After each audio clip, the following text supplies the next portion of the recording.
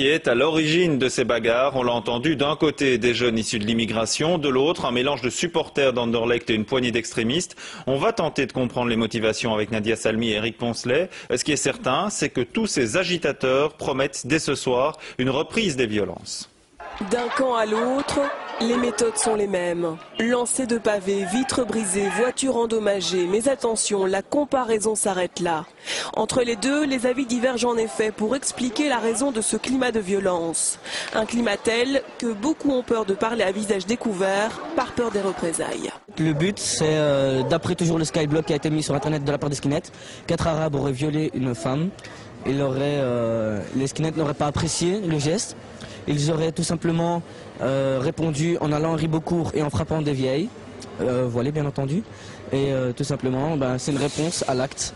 Ils ont frappé des enfants de 10 ans, des mamans sans défense, des personnes qui attendaient le bus. Si maintenant, même nous, plus vivons en sécurité, qu'est-ce qu'on doit faire? Donc on va rester chez nous enfermés. On ne peut pas. Au fil de la soirée, la colère monte, que ce soit place de la Vaillance ou place de Linde à côté du stade.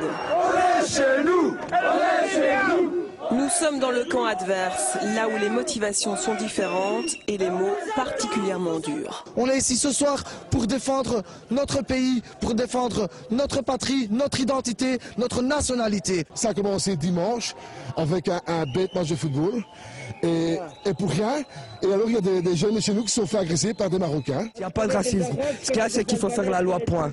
Il ne faut pas se laisser faire, point, la ligne. Et la police pour ça?